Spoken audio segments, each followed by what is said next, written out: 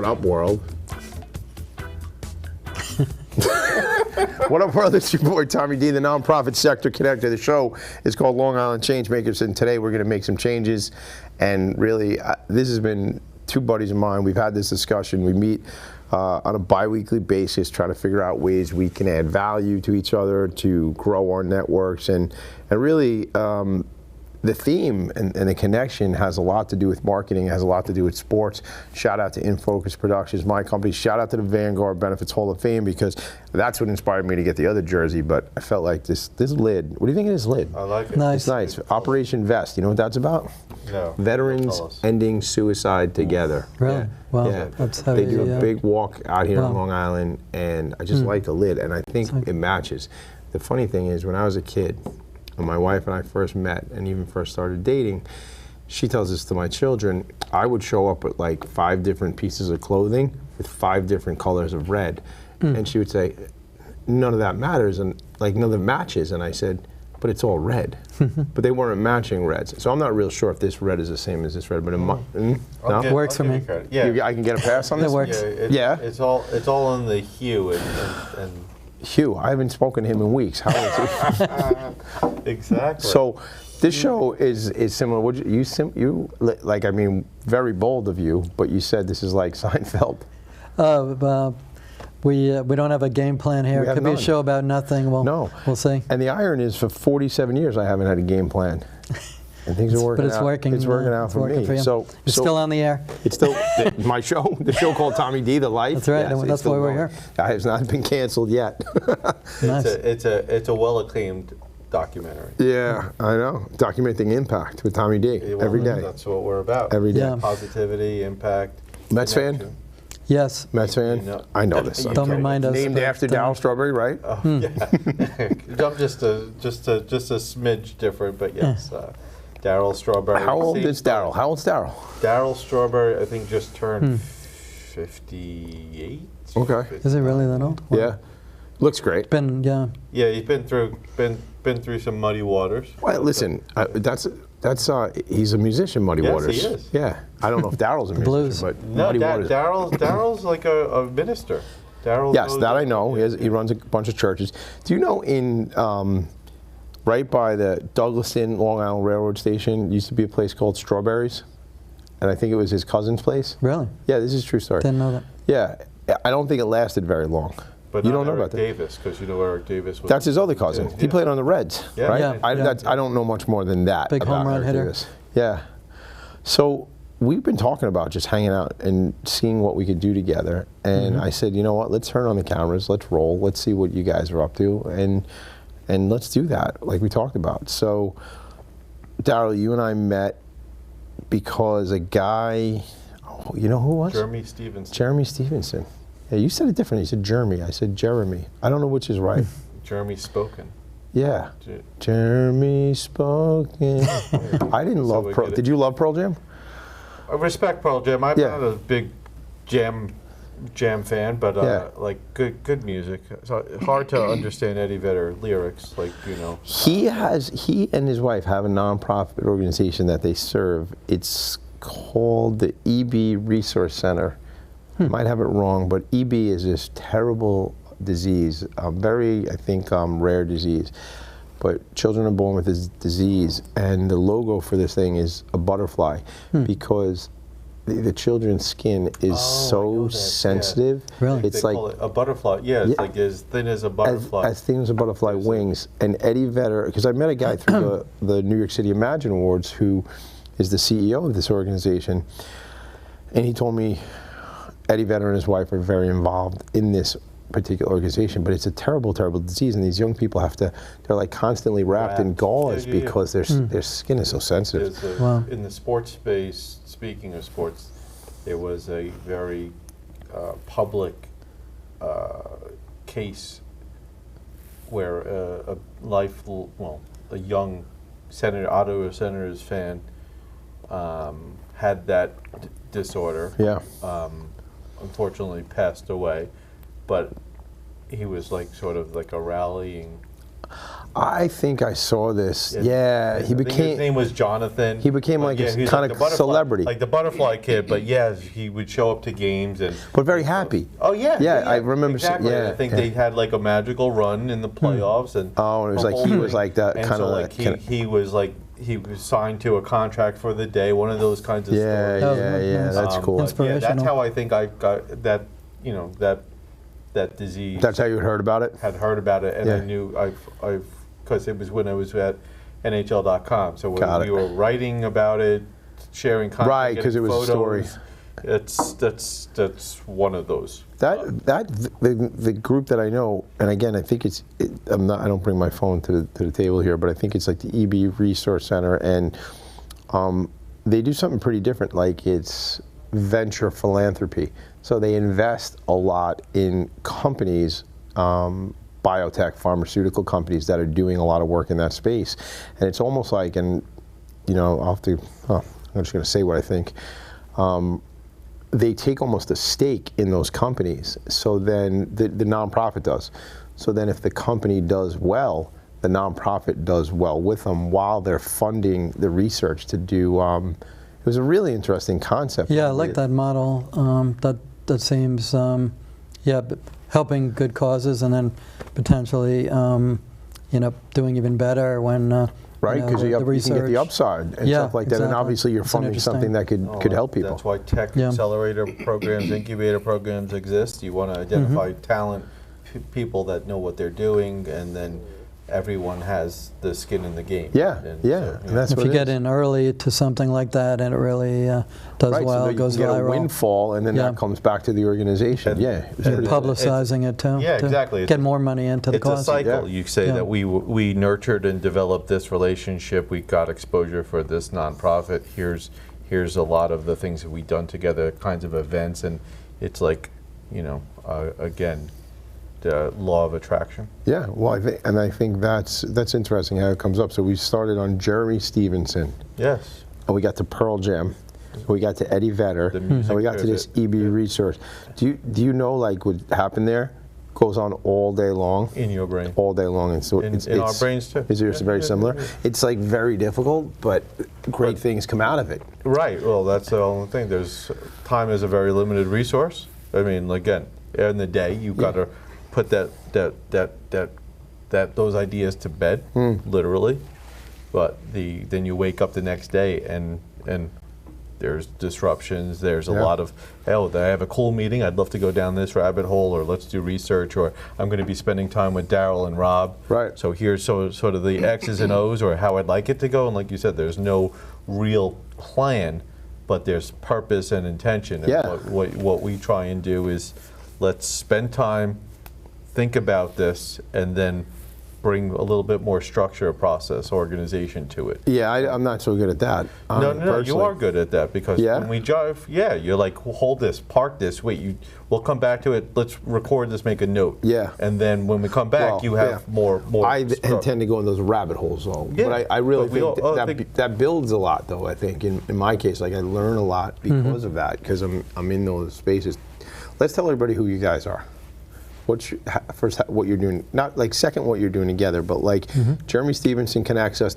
I don't remember why. Okay. I don't know if it maybe was that sports philanthropy network. Maybe he saw like Tommy D's a nonprofit sector connector. Daryl, is that it? So you're on the right path. That was before I got involved with the sports philanthropy network. Oh, it was, okay. But so what was the catalyst? So the catalyst was I had started consulting, coming out of 22 years in the corporate space.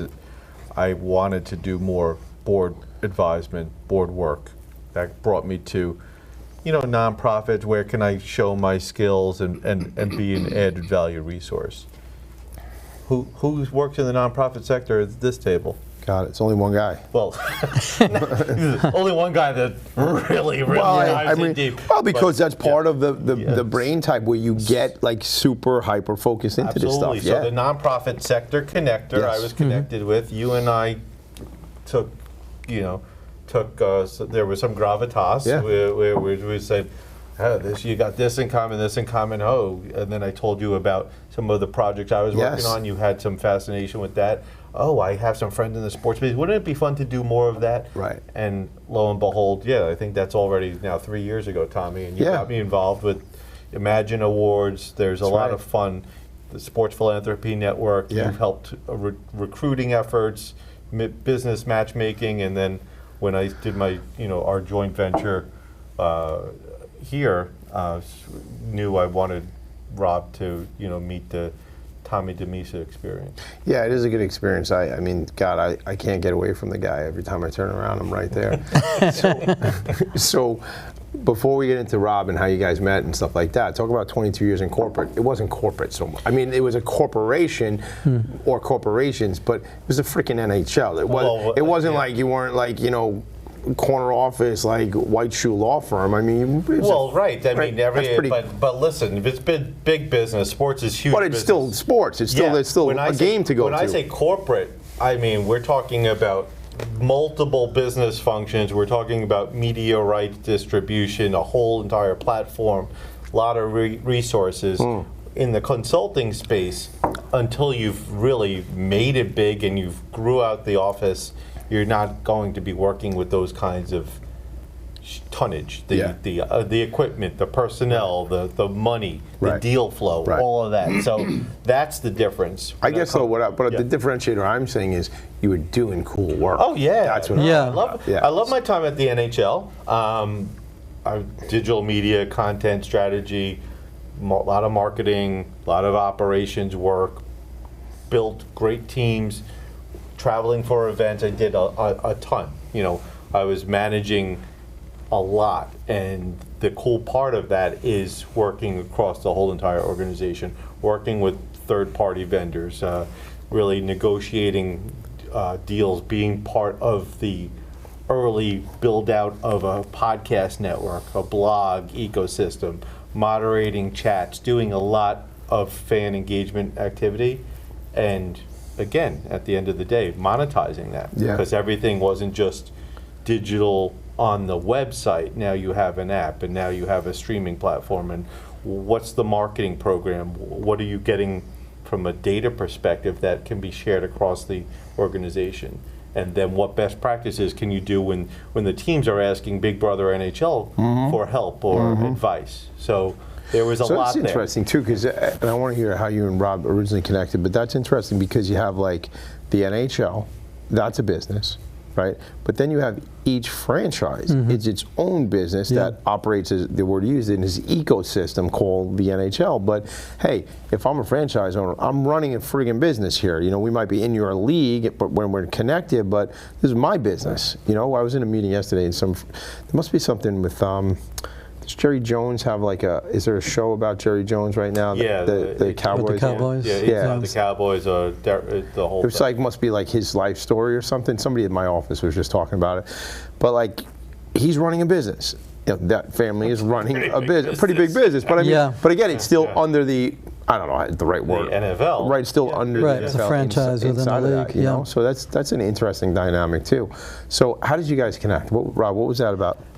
We met kind of fortuitously on something called lunchclub.com, which is I love lunch. It's like my top 3 meals of the day. Which I believe started off as physically pre-pandemic, where you would actually meet in person and have lunch with somebody, but it gravitated to an online platform. Somebody said it's running like a ghost ship now, which is kind of an interesting, that makes me think of the Bermuda Triangle.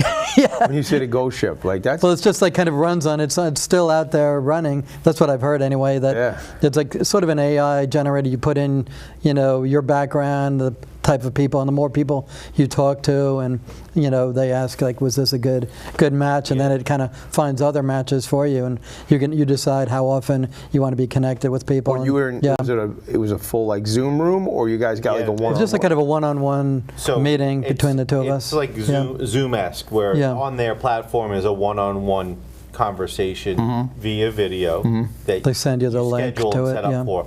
I'll know that I'm connecting with Rob. Oh, so Rob Friday too. Okay, so it wasn't like a blind It is a little bit blind, but there's some. You see the person's LinkedIn pre-screening and all where, that. hey, you're meeting Rob. you could see profile, and then you either reschedule, or you'd be like, oh, dude, I'm really looking forward to meeting with you. Oh, so if they spin you somebody, like, maybe not that guy. Pretend to be busy and don't show up. Yeah, sometimes, Ghost them. No. Or it didn't quite mesh. I realized that he worked out of Hong Kong. I only want to meet local talent. Right, that's going to be a problem. Yeah, I tell you, I mean, I don't know about you guys, but before COVID, I spent so much time in diners that looking back, I go, wow, man, that was a lot of years, literally years, if you add it all together, where I'd have like at 9 o'clock, somebody rolls in at 10:30, and we just keep eating and like more food, and like I don't miss that. I really don't. I'm very, very frugal with my lunch dates, and I don't mean I don't pay. I mean I don't give up a lot of lunch meetings. They could be lazy. It's a killer. It's something, because let's say we do get in and out of the whole meeting in 90 minutes, right? We sit, we schmooze, we eat, the whole thing. It still took me 30 minutes to get there and 30 minutes to get back. Right. That's 3 hours, man. Well, the pandemic kind of created, basically created Zoom into like actually a thing. Like you're Zooming with people. Right? Yeah.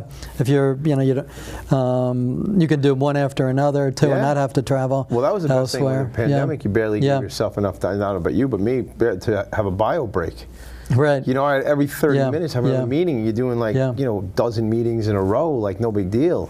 That was crazy. It can be exhausting to do one after another. You need an intern potentially at home to help you, say, give you the reminders, or say, I'll start the lunch, you know, and make sure that you're doing things, because you can get really caught up in these meetings, or they tend to run over. Well, and then and it's also then like, I think I've had to now take, if I do a 30-minute meeting with you guys, I got to put a 30-minute meeting after it to actually do the stuff I said I was going to do.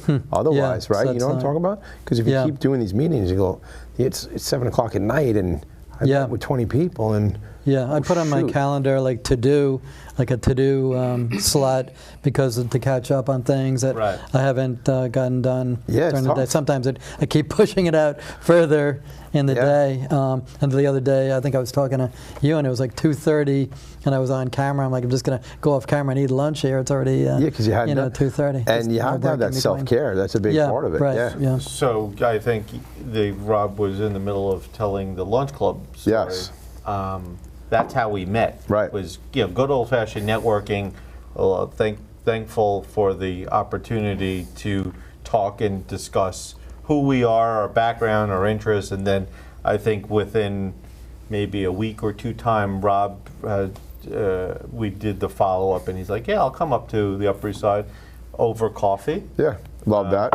We were chatting about some What ideas. was it though? What was that like? What was the connection? Well, one of the things that I was thinking, I was drawn to Daryl's background, and I think we clicked right away. But I started thinking, I've been trying to do consulting by myself in my own silo, thinking I'm going to just bring on clients and keep the whole retainer and all that. But I came to the realization that it's more fun with other people. It's you can be more efficient. I think also people are leery about hiring just a solo practitioner. But if you're busy, not enough bandwidth. Right, exactly. And then also you get other viewpoints. You find somebody who's kind of similar mindset but complement each other. I came from a trading. I had a lot of different things in my past where I pivoted away from, but there's a lot of intersections too. I was a trader on Wall Street back to the 1980s. I did actually work for the National Hockey League for close to a year when they had the All-Star game at Madison Square Garden. Wow. We were in charge of the database of who was invited by all the league partners. And I was interested in sports marketing. I've sort of come around back to that, but big part of my career, 20 plus years, was doing corporate communications for publicly traded companies, doing investor relations, advising C-suite executives on best practices communication. So we were like communicating with people who bought and sold the shares, the buy side, the investment community, the people who wrote the research. Many times investment banking firms, and then the media too. Trade media is sort of an underappreciated skill, depending on what industry you're in. Trade media. For example, I had a trucking client, and there were certain publications that were very important. All the analysts would read it. This was like a smaller cap company. They were based in Canada. I had a U.S. operation too in Indianapolis, and we got them, on the radar with some of the analysts by putting them like in front of the people who would write the articles for, it was like for Trucking World and bit about things like that. Public relations and stuff like that, right? Getting people access.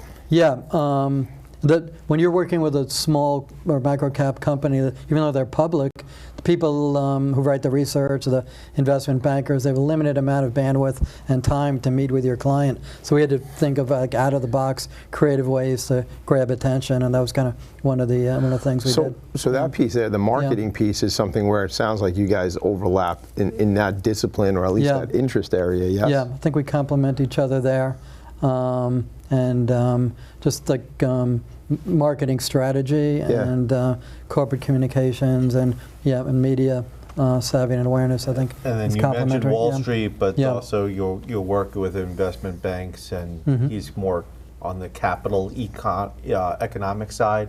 So there's a lot of, and he mentioned research. I'm very much the development arm, someone that's developed platforms, product development, product management, so there's some structure and process. I think we're two creative people as well, so there's lots of ideas. I think that's some of the genesis for, coming onto your show, your program, being thoughtful about people in our network that we need to collaborate more and learn where there are the right opportunities to plug and play. There's also this efficiency that you mentioned. There's very limited bandwidth. You could do something at one person, and then now you're going to say, all right, now let me tell the people I like, the Tommies, the Daryls in my network about this. Well, why don't we do it together? We could set up meetings. You know my interests, my proclivities, the businesses that I'm already supporting, the folks in my portfolio. Now let's kind of attack it together and schedule some meetings that we're both on. We can both get a little bit better color and substance, and again, that's really how this came together. One of the services we came up with fairly recently to provide is, because we're meeting so many small businesses or even medium-sized businesses that want to raise money, whether they want a larger raise, we could go through the investment bank, but smaller raises also, Daryl and I can help. We're good with communications, strategy, looking at somebody's PowerPoint deck. Did that for decades with publicly traded companies. Okay. Where so that's great that you're going to take how to speak to investors. Right, and bring that down to companies that might be early stage. Yeah, exactly. That's one of the services that we decided is one of the best ways to kind of get in the door with companies, and then maybe expand out from there, because so many people are looking to raise capital. But you can't just go in and cold talk to investors. There's certain language. You need to have a concise PowerPoint. In a good part of that. Yeah. Got it. So let me ask you, so let's go into like kind of service offering of what is the company together? What is this company? So DTE stands for Direct to Engagement. Okay. We're working across a lot of business verticals in sports media, entertainment. Rob's got a lot of cinema expertise as well. So direct to consumer products, the experiential pieces of those businesses, they're talking to the customers at home across different geographies, different demographics. It's all about the long-term engagements. It's not so understanding what the short-term opportunities are, but every business wants to have a sustainable and successful model. So what's next generation solutions? What's a tech stack that you need to have? Who are the partners that deserve to be play in this sandbox together? That's really how we operate. We're all about working with companies that are looking to cater to the whims, needs, desires of a fan base, of a user group. That's there's lots of different intersections there. So we're really intentional about helping them in strategic business planning, their revenue model. We could optimize a lot of the early stage business functions. They're going to look to hire and develop things within their team. So I've built and was able to oversee in my past work, teams as big as 40 to 50 people, video production, content creators, writers, editors, coming up with overarching strategic plans and editorial calendars. There's a lot of management process and solutions that we both bring, but that's really some of that.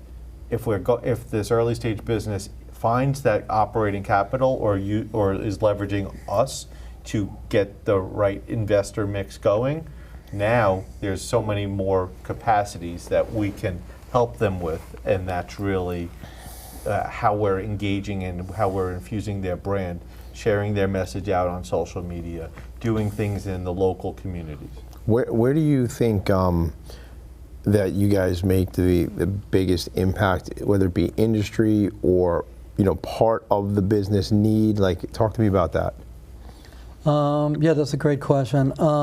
I think messaging and being consistent with messaging is extremely important. I would add also consumer packaged goods is general vertical, better for you, food, beverage, health and wellness, really hot trend, longevity, people wanting to live, people are living longer, people wanting to be healthy while they're living longer is a hot area now as well. And I think when you talk about having your pitch deck, and when you're sitting in front, sitting across from investors, I've done this with publicly traded companies, sometimes billions of billion-dollar market caps and up. You need to, you have to get right to the story that you have to be careful about telling the story and making sure you're not, revealing anything that's materially non-public. Right. I had clients who wanted to open up and tell how the quarter was going, and we had an investor from Fidelity one time was like, "Hey, put the numbers away. We can't. And this is like insider stuff." But they were so anxious to try to please somebody who was buying their shares that they got carried away with that. But that's your background on Wall Street. That informs I advise CEOs and CFOs how to do it, and now with smaller companies, you need to have your story down pat. What the numbers look like, but also the qualitative aspects of it too, and what the longer term strategy is going to be, not just immediate, but what does this look like 2 or 3 years, 5 years down the road. Wrap it up, because I know you have something real quick. Wrap it up for me, Daryl. Right. So on that side, you have everything comes down to data and how you're looking to monetize your program, your company. That's core. Yeah. What can you do with one piece of data? How do you drill this down and personalize content, this experience, have more longer term impact, be more proactive versus reactive? A lot of people are like, "Oh, we need to do this because Tommy D is doing this." Like, no, we actually can build a nice roadmap together from the really that ground floor. How do they get in touch with you? Because I want folks to know how they get to DTE, Direct to Engagement. How do they reach out to you guys? They can email us. My email is rob@smcconsulting.biz. That's on my consulting email. Daryl DTE is a joint venture, and I'm Haberman Consulting. Okay, got it. But we're very active on LinkedIn, of course. That's an easy way to find us, and then whether it's a Tommy D event, we're at industry events all the time in and around New York City. I think that's important to tell people where we are. I want to talk about that when we sit down again, but I think it's important to let people know that I'm going to be here. I never do that. Exactly. I don't want to show up and have to sign autographs and stuff like that, to be completely honest. So I tell people where I was, not where I am. But in all honesty, guys, thanks for being here. Thanks for doing this. We're going to do more of these things. It's going to be just conversations. Will be consistent conversation that we'll keep doing. Look, half of what I do is just playtime, gang. Just trying to figure some things out. This show's called Long Island Changemakers. These guys are doing great work, direct to engagement.